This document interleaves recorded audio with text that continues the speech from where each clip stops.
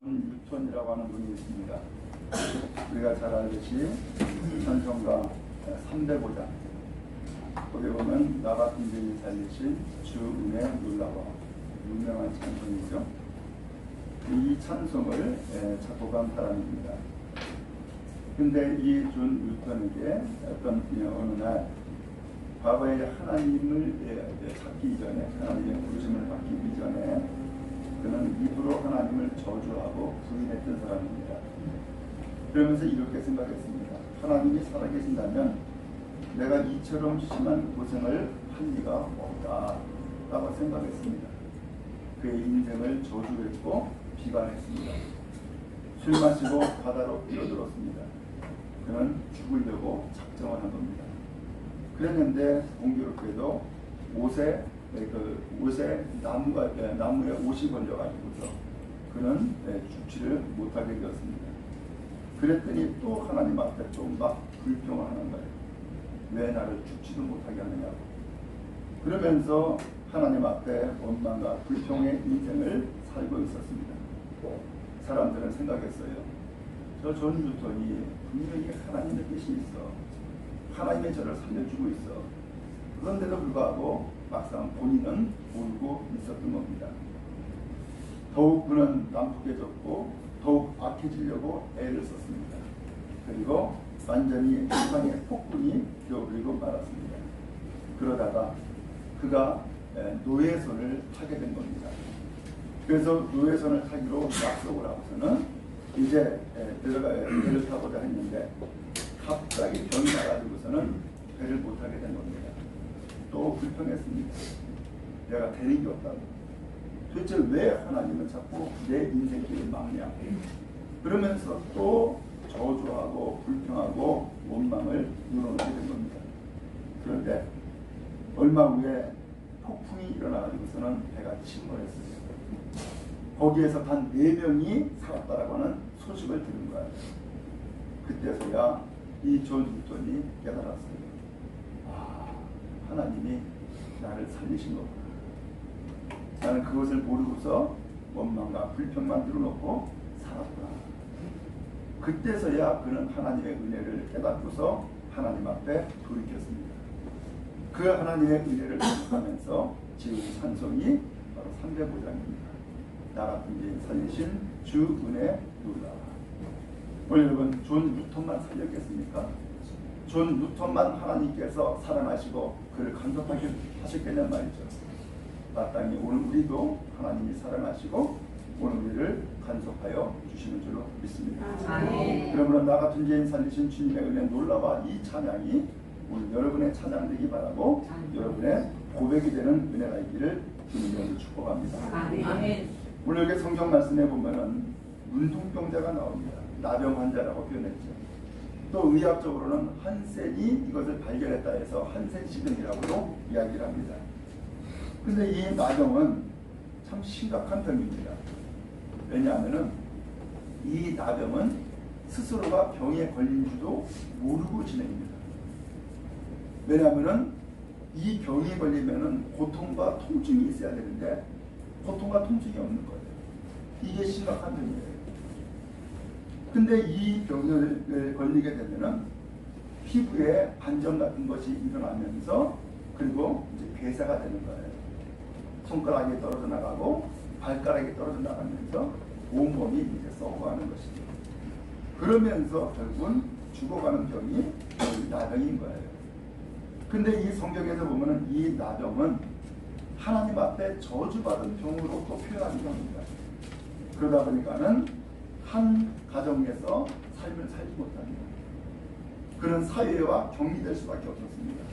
성전에도 못 나갑니다. 그러니까 이 병에 걸리면은 가정이 파괴가 되고 내 인생이 파괴가 되고 신앙도 파괴가 되고 사회생활도 할 수가 없는 겁니다.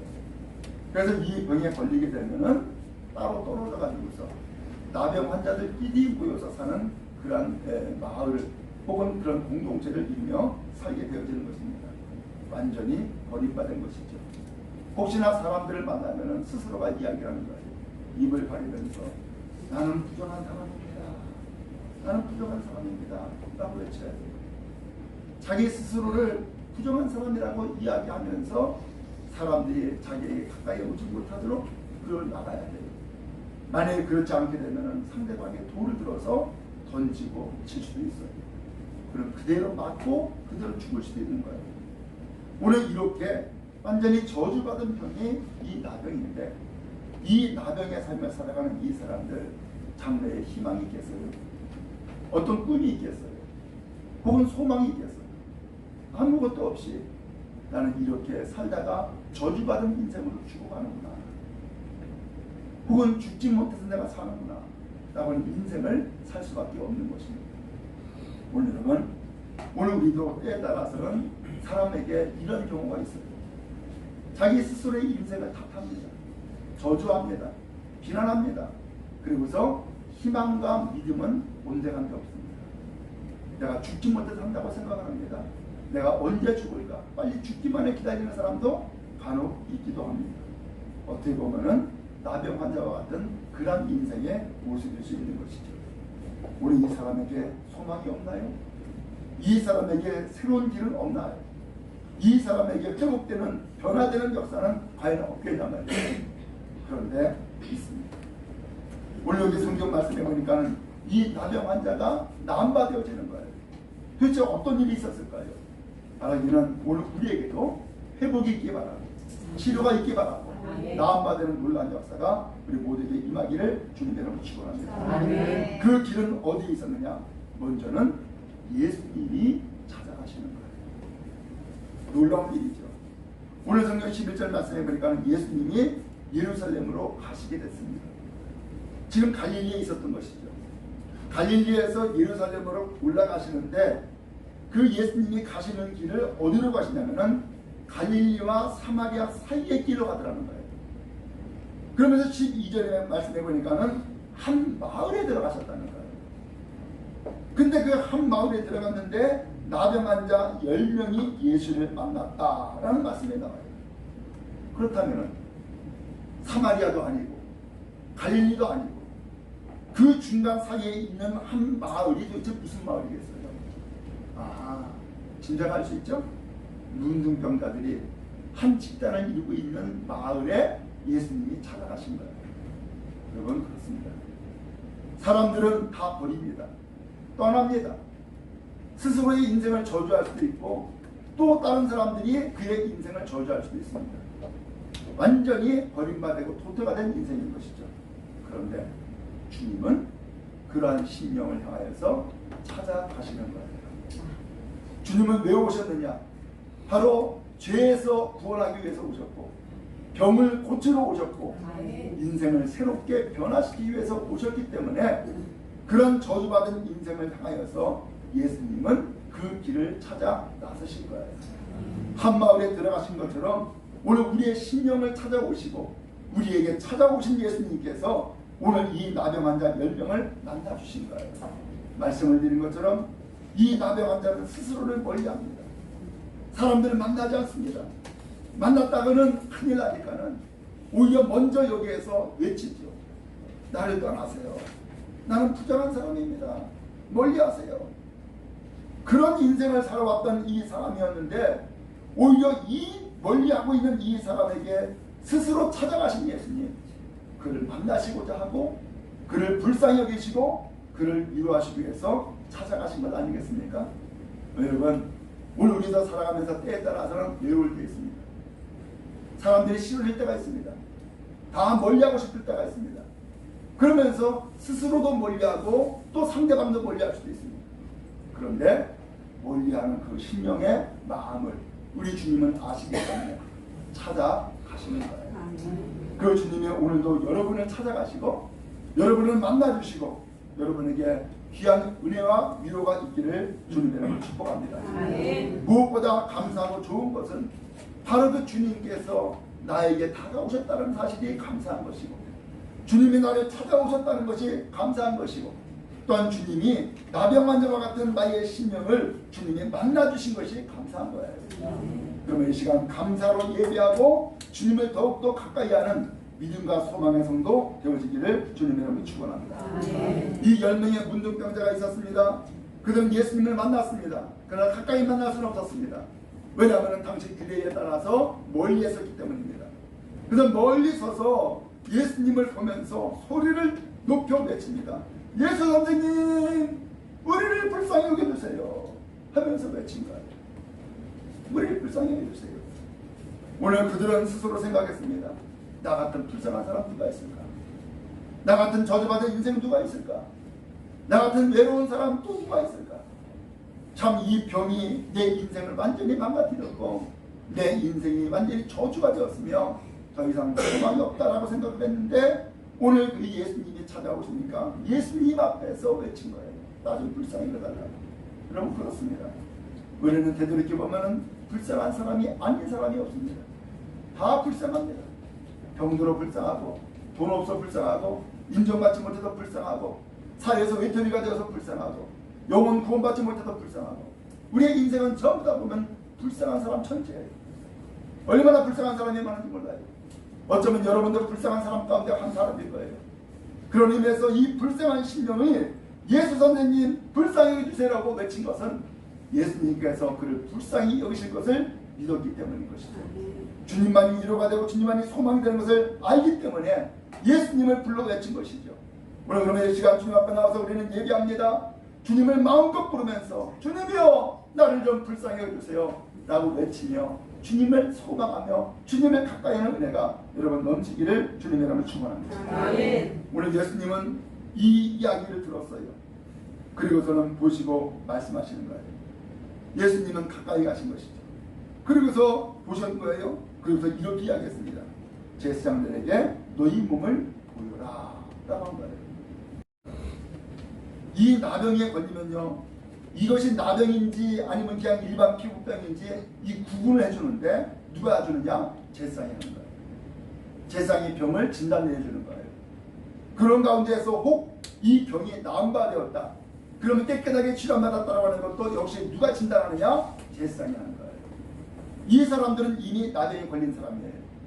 그래서 이 사회에서 격리가 되어가지고서 외톨이로 떨어져 나온 사람이에요.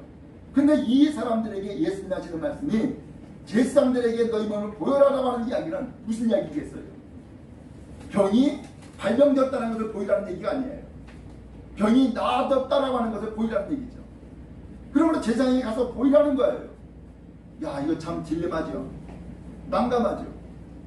왜요? 지금 이 사람들은 여전히 나병 환자입니다. 아직 병 안 났습니다. 그런데 예수님은 가라는 거예요. 제사장에 가가지고서 너희 몸을 보이라는 거예요. 그러면 어떻게 해야 될까요? 이거? 가야 돼요? 말아야 돼요? 아직까지 나 문둥병자인데, 아직까지 병이 안 나왔는데 예수님 말씀을 드려야 될 것인가 말아야 될 것인가, 이것을 결정을 해야 돼요. 누가 결정해야 돼요? 내가 결정해야 돼요. 참 곤란한 상황인 것이죠. 아니 깨끗하게 다 치료해주고 그리고서 병 나았지? 됐어. 이제 제자한테 가서 확인받고 와. 아, 이런 거 얼마나 좋아요. 그런데 예수님이 그렇게 말씀하지 않고 가서 제사장에게 너희 몸 보이라는 거예요. 그럼 내 몸 그걸 뭘 보여주라는 거예요? 여전히 발병되어 있는 상태, 여전히 문둥병 가운데 있는 나의 몸을 보이라는 것밖에 더 이상 안 되잖아요. 이게 믿음의 딜레마죠. 그러면 어떻게 해야 될까요? 아직까지는 병이 안 났는데 병이 안 난 것을 보여주라고? 가가지고서는 쫓겨나고 잘못했다가 돌에 맞아 죽을 수도 있죠. 딜레마죠. 그러면 오늘 우리의 믿음이 바로 요 딜레마 안에 있는 거예요. 우리의 믿음이. 성경 히브리서에서 말씀하잖아요. 믿음은 바라는 것들의 실상이요, 보이지 않는 것들의 증거다. 믿음이라고 하는 것은 바라는 것들이 실제로 이루어지는 것이 믿음이라는 거예요. 보이지 않는 것이 보여지는 것이 믿음이라는 거예요.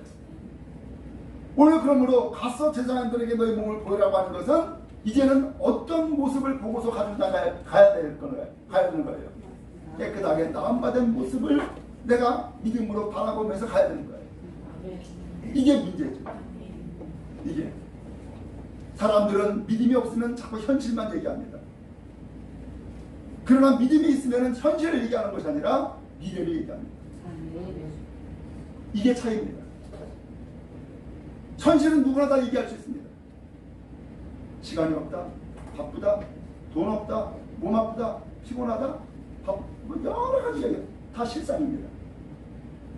현재의 모습이에요. 그러나 믿음이라고 하는 것은 현재를 얘기하는 게 아니에요. 미래를 이야기하는 거예요. 미국 알래스카에 스티브라는 청년이 처음으로 교회를 나갔어요. 근데 그날 목사님이 설교를 하는데 마태복음 17장 20절을 설교하는 거예요.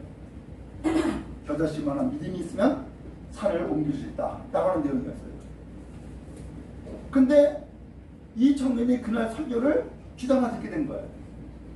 왜 귀담아 들었느냐? 그가 사는 그 집의 뒷산이 겨울이 되면은 눈사태가 나가지고서 골치 아픈 거예요. 위험하기도 하고. 근데 교회를 갔는데 목사님이 마태복음 17장 20절의 말씀을 설교를 하는데 겨자씨만한 믿음이 있으면은 산을 옮겨라 해도 옮겨진다는 거예요. 그래? 그럼 나 한번 해봐야지 라는 마음을 갖게 된 거예요. 그래서 기도했어요.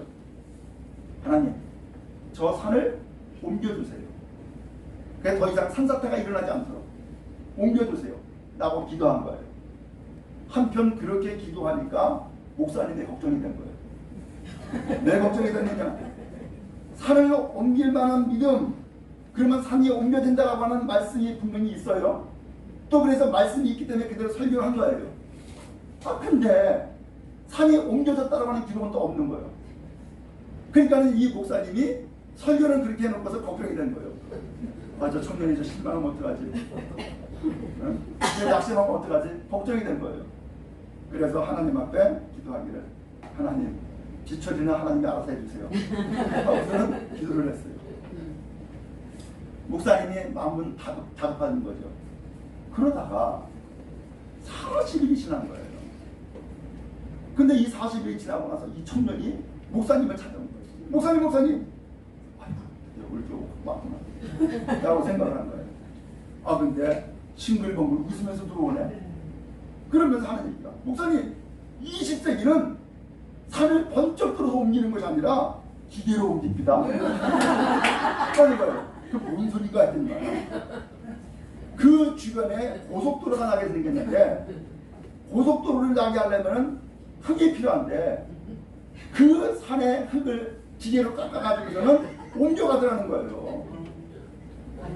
그러면서 하나님 앞에 응답받았다고. 그러면서 20세기는 산을 들어서 옮기는 것이 아니라 기계로 옮기더라고. 그렇게 이야기를 하더라는 거예요.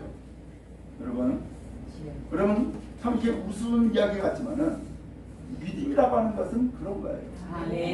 아주 단순한 것이고 소박한 것이고 그리고 티가 없는 것이 바로 믿음인 거예요. 오늘 이 사람들 가서 제사장들에게 너희 몸을 보이라 라고 하는 말씀을 들었어요. 자, 그러면 이제 현실과 말씀 사이에 갈등이 생겼어요. 내 현실은 여전히 문둥병입니다. 예수님의 말씀은 제사장한테 가라 그러고, 이게 누구를 따라야 되는 거예요? 현실을 따라야 돼요? 말씀을 따라야 되는 거예요? 말씀하셨어요, 여러분들이? 참, 이 갈등이죠. 그런데 이 10명의 문둥병자들이 간 거예요. 뭐 한 거예요? 주님의 말씀에 순종한 거죠. 그래서 주님의 말씀에 순종을 했는데 놀라운 일이 생긴 거예요. 14절에 보니까는 언제 깨끗함을 받았어요? 가다가 가서도 아니고 가기 전도 아니고 가다가, 이 가다가 깨끗함을 받았다는 거, 이게 무슨 소리예요? 순종을 하니까 깨끗해졌더라는 거예요. 순종을 하니까. 우리 여러분, 무엇이 믿음이에요? 순종이 믿음인 거예요. 그럼 믿음 받기 원하죠?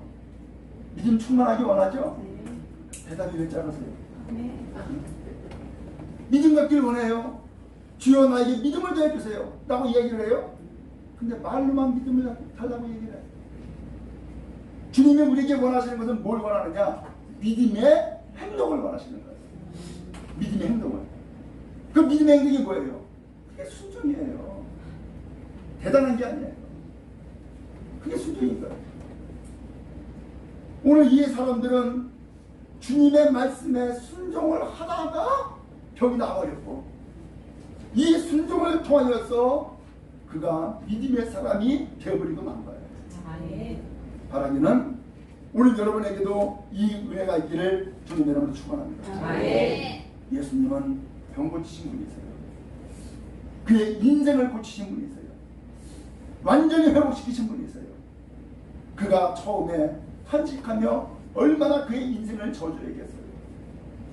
가끔가다 TV에서 보면은 그 인생이 완전히 나락에 떨어지고 피폐한 사람들을 가끔 봐요. 제가 누군지 잘 이름은 모르겠는데 신명한 사람이 나오더라고요. 원래는 이 사람이 신명한 사람이 아닌데 중간에 가수였나 연예인이었나 그러다가 갑자기 실망을 한 거예요. 실명을 한 거예요. 그러면서 그때부터 자기의 인생을 저주하면서 날마다 술로 살았대요. 그리고 살림살이 막 다 때려부셨다는 거예요. 그에게 아내가 있고 자녀가 있었어요. 그런데 가족들이 한마디도 그에게 나무라거나 혹은 뭐라고 하지 않았다는 거예요. 그러면서 그의 부인은 또 뇌종양까지 걸렸더라고요. 얼마나 스트레스를 받았으면 부인이 또 그렇게 했어요. 참 기가 막힌 인생이죠. 그러다가 나중에 이 사람이 정신을 차리게 된 거예요. 내가 이렇게 살아서 안 되겠구나 라고 하는 생각을 한 것이죠. 그가 앞을 못 보게 되었다고 하는 현실을 이제는 받아들인 것이죠. 그러면서 그 가족들의 따뜻한 그 사랑, 그 위로 때문에 다시 한번 그는 새 힘을 얻고 다시금 새로운 삶을 살아갈 수 있게 되어진 거예요. 가슴 아프더라고요. 오늘 여러분, 오늘 주님께서는 오늘 우리를 치료하시고 회복하기를 원하세요. 스스로의 인생을 저주하는 사람 얼마나 많아요. 그러면서 하나님을 저주하고 원망하고 불평하는 인생 얼마나 많단 말이죠. 그러나 주님은 그런 사람을 불쌍히 여겨주시고 또 그런 사람에게 찾아가 주시고 또 그런 사람의 인생을 고치시기 원하신 거예요. 그래서 찾아가신 거예요. 그러면서 그에게 말씀하시죠. 그 말씀은 믿음의 도전인 거예요. 가서 제사장들에게 너희 몸을 보여라고 하는 것은 먼저 가라는 것을 말씀해주고 있는 거예요. 내가 지금은 병들어 있지만은, 지금은 고통스럽지만은, 지금 저주받은 인생인 것 같지만은 주님이 말씀하시니까는 가라고 하시니까 가봐야지. 그러면서 먼저는 순종을 다짐하고 결단한 것이죠. 그랬더니 이 병이 깨끗하게 나아버리고 만 거예요. 오늘 여러분에게 이 역사가 있기를 축복합니다. 아멘. 이 은혜가 임하기를 간절히 바랍니다. 난 다 되어지면 순종하겠습니다.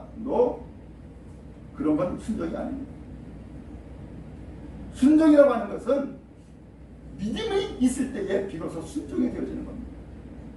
믿음이 없으면 순종이 안 됩니다. 그러면서 논리적으로 따집니다. 옳으냐 그러냐, 현실이 어떠냐. 그러면서 믿음이 없으면 현실만 이야기하지 미래를 이야기 못합니다. 오늘 그런데 예수님이 말씀하시니까 어차피 더 이상 인생의 나락으로 떨어질 때는 더 이상 없는 거예요. 이제는 하나님 앞에 이 말씀에 순종을 하는 것, 바로 이것이 유일한 길인 거예요. 그들은 순종했어요. 깨끗함을 받았어요. 놀라운 은혜를 힘입게 되어진 거예요. 여러분에게도 순종할 때에 그 은혜가 임하는 놀라운 결과를 여러분이 체험할 수 있게 바라고 간증하는 복된 성도 되어지기를 간절히 바랍니다. 아멘. 이제 이렇게 해서 이 10명의 문둥병자가 병이 싹 나와버린 거예요. 그런데 그 중에 한 사람이 자기가 병 나은 것을 아는 거예요. 깨끗해졌네. 병 나와버렸네. 그러니까는 그 자리에서 큰 소리로 하나님 앞에 감사하며 영광을 드리는 거예요. 하나님 감사합니다. 내 병이 나와버렸네요. 그래서는 그 자리에서 하나님 앞에 영광을 돌렸어요. 그리고 뭐 했습니까? 돌아온 거예요. 제사함대 가기도 전에 돌아온 거예요. 누구한테? 예수님께. 그러더니만 예수님 발 아래에 엎드립니다. 그러면서 감사합니다. 오늘 이 사람은 가장 먼저 무엇을 생각했을까요? 예수님 생각한 거예요. 예수님의 말씀을 생각한 거예요. 물론 예수님께서 제사장한테 가서 네 몸 보여라 라고 했으니까 내가 가야 될 길은 제사장이고 제사장한테 가는 이유는 내 병이 나은 것을 확인하러 가는 거예요. 그런데 이 제사장한테 가기도 전에 다시금 예수님 앞에 돌아온 거예요. 예수님 앞에 엎드려 뭐 했어요? 감사했어요. 근데 이 사람이 누구라고 성경에 말씀했어요? 사마리아 사람이라는 거예요. 이게 은혜예요. 우리가 알듯이요, 사마리아 사람은요 같은 유대인들에게 개취급당한 사람입니다. 사람으로 인정받지 못했습니다. 왜? 혼혈적이라고 해가지고. 그래서 개취급당한 사람이에요. 그런데 오히려 유대인인 예수님 앞에 와가지고서는 감사의 인사를 한 사람은 같은 유대인이 아니라 사마리아 사람이었다는 거예요. 여러분, 누가 감사할까요? 내가 신분이 인정받고 내가 지위가 인정받고 내가 가진 것이 있고 그러면은 오히려 감사를 모릅니다. 오히려 감사를 모릅니다. 누가 감사하냐? 아무것도 나는 없는 사람입니다. 나는 비천한 사람입니다. 나는 불쌍한 사람입니다. 라고 하는 사람이 오히려 감사하는 거죠. 여러분, 살아가면서 언제나 행복했어요? 돈 잘 벌고 자식들 잘 되고 출세하고 세상에서 인정받고 그럴 때가 행복했습니까? 아니면 가난하지만 소박하게 아이들과 함께 그야말로 바가지에다가 함께 밥 비벼 먹으면서 오손도손할 때가 행복했습니다. 오늘 진정한 행복은 가졌을 때 행복한 것이 아니라 오히려 없을 때에 내 마음이 가난해질 때에 행복한 거예요. 오늘 이 사람도 보면은 10사람이 다 병 났다는 거예요. 근데 왜 한 사람만 왔냐는 거예요. 도대체 그 9사람은 다 어디 갔냐는 거예요. 어디 갔을까요? 당연히 제사장한테 갔을 거예요. 야, 나 병 나았네. 제사장님, 나 병 났어요. 나 좀 확인 좀 해주세요. 오늘 그렇게 해서 자기가 확인받고 인정받고 싶은 길에 먼저 갔을 거란 말이죠. 그런데 이 한 사람은 그 일이 가기 전에 먼저 어디로 왔어요? 예수님께 왔어요. 이게 감사해요. 여러분, 우선순위가 있어요. 여러분, 무엇이 우선순위일까요? 내가 확인받고 내가 인정받는 것이 우선일까요? 주님께서 나를 고치셨고 나를 구원해 주셨어. 그래서 주님 앞에 먼저 감사하는 것이 우선일까요? 여러분, 신앙생활 잘하는 길이 뭔지 아세요? 우선순위를 분명히 정하는 거예요. 무엇이 우선이 되느냐? 내가 우선하게. 주님이 우선이 되는 거예요. 이게 믿음 생활 잘하는 거예요. 주님은 그것을 원하세요. 그래서 이사야서에 주님이 말씀했어요. 이 백성은 내가 나를 위하여 지었다니 나를 찬송하게 하려 함이니라. 하나님 앞에 감사하는 것, 하나님 앞에 찬송하는 것, 이것을 위해서 내가 이 백성을 지었다는 거예요. 내가 이 백성을 만들었다는 거예요. 그 이 백성이 누구예요? 우리 아니에요? 하나님이 여러분들에게 왜 인생을 살게 하셨을까요? 하나님이 여러분들에게 왜 이 개척교회에 함께 참여하도록 하나님께서 만들어 주셨을까요? 이유는 뭐예요? 하나님 앞에 찬양하도록, 하나님께 영광 돌리도록, 하나님께 감사하도록, 이것이 우선이었음을 말씀해 주고 있는 거예요. 그럼 여러분, 감사함이 믿음인 거예요. 예수님께서 이 한 사람 돌아온 것을 보고서는 말씀하시죠. 18절에 보니까 17절에 보니까 10사람이 다 깨끗함 받지 않았느냐? 아홉 어디 있느냐? 라고 되묻습니다. 그러면서 하시는 말씀이 이 이방인 외에는 하나님께 영광 돌리러 온 자가 없느냐라고 질문합니다. 이것은 무슨 대답을 듣고자 한 것이 아니었었죠. 이것은 예수님께서 촉구하는 말씀인 거예요. 당연히 9사람도 와야지. 9사람 대체 어디 갔어? 하나님 앞에 영광 돌리러 온 사람이 이방인 이 한 사람밖에 없는 거야. 결국 하나님은 예수님 누굴 찾고 있는 거예요? 하나님께 영광 돌리는 사람을 찾고 있는 거죠. 감사하는 사람을 찾고 있는 것이죠. 오늘 여러분 그런 의미에서 무엇이 믿음인 거예요? 감사가 믿음인 줄로 믿습니다. 아멘. 감사하세요. 예수님 말씀하지 않았어요? 항상 기뻐하라, 쉬지 말고 기도하라, 범사에 감사하라. 이는 그리스도 예수 안에서 너희를 향하신 하나님의 뜻이니라 라고 말씀했습니다. 데살로니가전서 5장에 나오는 말씀이에요. 이웃과 예수님께서 말씀합니다. 이 사마리아 이 사람에게 말씀하시기를 일어나 가라, 내 믿음이 너를 구원하였다 라고 말씀합니다. 오호, 이게 무슨 말씀이에요? 아니 이미 병 나았잖아요. 근데 내 믿음이 너를 구원했다. 지금 예수님은 이 사람에게 뭘 말씀하고 있는 거예요? 너의 영혼도 구원받았다는 거예요. 아멘. 육신의 병으로 고치는 것이 끝나는 것이 아니라 너의 영혼도 구원받았다는 거예요. 무엇 때문에 구원받았다고 했어요? 내 믿음이라고 했어요. 이 사람 보세요. 어디 한마디 내가 주님 믿습니다라는 얘기 했어요? 없어요. 그렇죠? 믿습니다라는 얘기 한마디도 안 했어요. 그런데 예수님은 이 사람의 그 행동을 보고서 그에게 믿음이 있는 것을 아시는 거예요. 그래서 네 믿음이 너 구원했다 나오면서 영원 구원까지 선사해 주셨어요. 오늘 여러분, 우리는 교회 나올 때에 우리의 육신적인 소망을 가지고서 나오기도 합니다. 하나님 병 고쳐주세요. 자식 잘 되게 해주세요. 집안이 평안하게 해주세요. 혹은 출세하게 해주세요. 돈 좀 잘 벌게 해주세요. 이런 소망 가지고 나옵니다. 그 소망 물론 주님이 이루어 주실 거예요. 근데 그 소망으로 끝나는 것은 온전한 믿음이 아닙니다. 주님은 우리의 소망 위에 뭘 또 원하시느냐? 영혼 구원을 원하시는 거예요. 아멘. 영혼 구원. 오늘 여러분에게 이 축복의 길을 주님의 이름으로 축원합니다. 아멘. 그래서 이 문둥병에서 나음받은 이 사마리아 이 한 사람은 예수님께 돌아와서 주님 앞에 선포받았습니다. 하나님 내 믿음이 너 구원했다. 믿음이 너 구원했다. 그런 의미에서 뭐가 믿음인 거예요? 순종이 믿음인 거예요. 아멘. 감사한 믿음인 거예요. 아멘. 하나님 앞에 영광 누리는 것이 바로 믿음이었던 거예요. 오늘 참으로 가라라고 하는 이 예수님의 말씀을 듣고서는 제사장한테 가잖아요. 그 순종이 결국 믿음이었던 거죠. 그 다음에 감사하는 사람이 이 사람이 사마리아 사람이라는 거예요.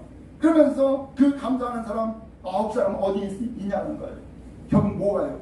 믿음이 곧 이 감사가 믿음이었다는 것을 알려주고 있는 것이죠.